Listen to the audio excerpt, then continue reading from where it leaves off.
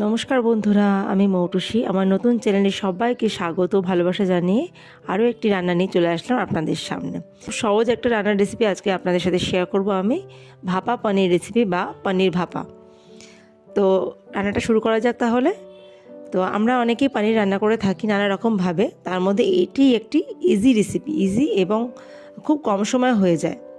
তো প্রথমে আমি তার জন্য পনিরগুলো কিউব আকারে কেটে নিয়েছি, কেটে আমি সাদা তেলে ভেজে নিচ্ছি। হালকা করে ভাজবো, খুব বেশি ভাজবো না। পনির অনেকেই না ভেজেও ভাপা বানায়, কিন্তু আমি হালকা করে ভেজে নেব। তো পনিরগুলো আমি ভেজে নিই।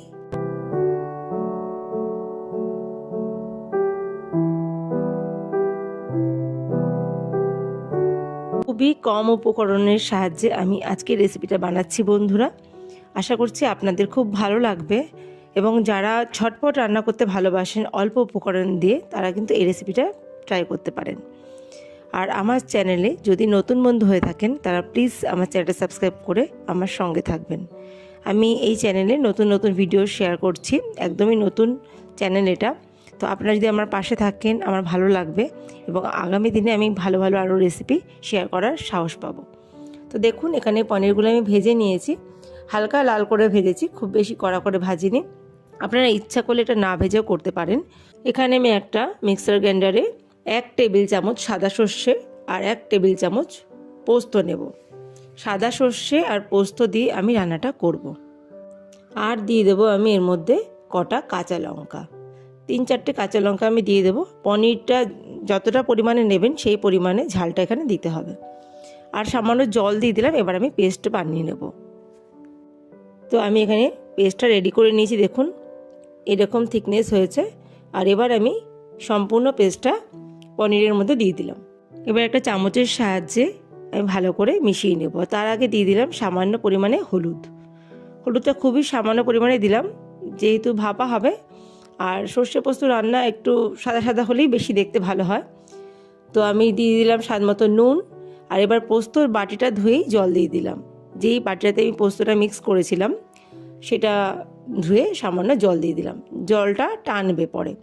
আর একটা চেরা কাঁচা লঙ্কাও দিয়ে দিলাম, এটার ফ্লেভারটা ভালো লাগবে। ঝাল যদি আপনারা বেশি পছন্দ করেন, আপনারা 2-3টে চেরা কাঁচা লঙ্কাও পরে দিতে পারেন। তো আমাদের ঘরে ঝাল কেউ খায় না সেরকম, সেই জন্য একটা কাঁচা লঙ্কা দিলাম আমি। এবার ভালো করে চামচ দিয়ে মিশিয়ে নিচ্ছি পোস্ত বাটাটা আর জলটা, ভালো করে পনিরের সাথে একদম মিশিয়ে নিলাম। এরপর এর উপর দিয়ে দেব কাঁচা সর্ষের তেল। এই কাঁচা সর্ষের তেলটা কিন্তু অবশ্যই দিতে হবে। আমি 2 টেবিল চামচ কাঁচা সর্ষের তেল দিলাম। যেহেতু ভাপা বানাচ্ছি, যে কোনো ভাপাতে কিন্তু আমরা শেষে কাঁচা সর্ষের তেল ব্যবহার করি। তো হয়ে গেল, একদম রেডি। দেখলেন খুবই কম উপকরণ দিয়ে আমি আজকের রেসিপিটা বানাচ্ছি। একদমই সিম্পল একটা রান্না, এবং সহজ এবং সুস্বাদু।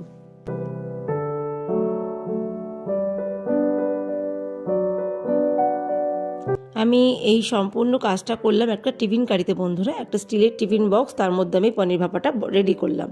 এবার আমি ঢাকনাটা বন্ধ করে দিলাম, আর গ্যাসে একটা কড়াই বসিয়ে দিয়েছি। কড়াইতে সামান্য জল দিয়ে একটা স্টিলের স্ট্যান্ড উল্টো করে বসিয়ে দিলাম। এই স্ট্যান্ডের মধ্যে টিফিন কারিটা এবার বসাবো।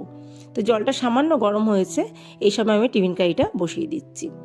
তো টিফিন বক্সের নিচে যেন জলটা থাকে, জলটা যেন টিফিন বক্স সমান সমান না হয়, তাহলে জলটা ফোটার সময় ঢুকে যেতে পারে।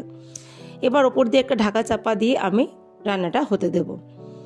এই 5 থেকে 10 মিনিটের মধ্যে রান্নাটা আমার তৈরি হয়েছে। দেখুন আমি গ্যাসটা কিন্তু এখন লো টু মিডিয়ামে করে দেবো। প্রথমে হাই ফ্লেমে জলটা গরম করে নিয়েছি, তারপর লো টু মিডিয়ামে 7 থেকে 10 মিনিটের মধ্যে আমি রান্নাটা করে নিয়েছি। তো এখানে পনির ভাপা একদম রেডি হয়ে গেছে। কি সুন্দর কালারটা হয়েছে দেখুন একবার। আর কতটা জল দিয়েছিলাম বললাম না, জলটা টানবে একদম। দেখুন এখন থিকনেসটা কীরকম হয়েছে। পনির আর পোস্ত একদম মাখা মাখা ব্যাপারটা চলে এসছে। সর্ষে পোস্ত দিয়ে পনির ভাপা রেসিপি কেমন লাগলো বন্ধুরা আজকের রেসিপিটা? তো দেখুন একটা পনির তুলে আপনাদের দেখাচ্ছি, খুব সুন্দর একটা স্মেল বেরোচ্ছে। খুব সহজভাবে বানালাম, বেশি উপকরণ একদমই দিইনি, সর্ষে আর পোস্ত কাঁচা লঙ্কা, ব্যাস এই দিয়ে আমি আজকে পনির ভাপা রেসিপি বানিয়ে দেখালাম। যদি আজকে রেসিপিটা ভালো লেগে থাকে একটা লাইক দেবেন ভিডিওতে, কমেন্ট করে জানাবেন কেমন লাগলো। আর এটা আমি এবার পরিবেশন করব গরম গরম ভাতের সাথে। গরম গরম ভাত দিয়ে রেসিপি খেতে অসাধারণ লাগে। তো পনির ভাপা অনেক রকমভাবে বানানো যায়, তো আমি খুব সহজ পদ্ধতিতে আজকে শেয়ার করলাম আপনাদের সাথে। প্লিজ প্লিজ প্লিজ একটা লাইক দেবেন, আর কমেন্ট করে জানাবেন কেমন লাগলো। ভিডিওতে যদি নতুন বন্ধু হয়ে থাকেন অবশ্যই চ্যানেলটা সাবস্ক্রাইব করে আমার সঙ্গে থাকবেন। তো আগামী দিনে আরও নতুন নতুন রেসিপি এই চ্যানেলে আমি শেয়ার করতে পারবো তাহলে। তো আজকের মতো এইটুকুই। দেখা হচ্ছে নতুন একটা রান্না নিয়ে নতুন একটা দিনে। সবাই ভালো থাকবেন, সুস্থ থাকবেন, হাসি খুশি থাকবেন এবং সাবধানে থাকবেন। তো দেখুন গরম গরম ভাতের সাথে পরিবেশন করে দিলাম পানির ভাপা। অসাধারণ টেস্টি হয়েছিল। প্লিজ আপনারা একবার বাড়িতে কিন্তু ট্রাই করে দেখবেন। ট্রাই করে আমাকে জানাবেন কেমন হয়েছিল রেসিপিটা। এত কম উপকরণ দিয়ে এত সুস্বাদু একটা রান্না। আজকের মতো এখানে বিদায় নিচ্ছি। সবাই ভালো থাকবেন, আবারও বললাম।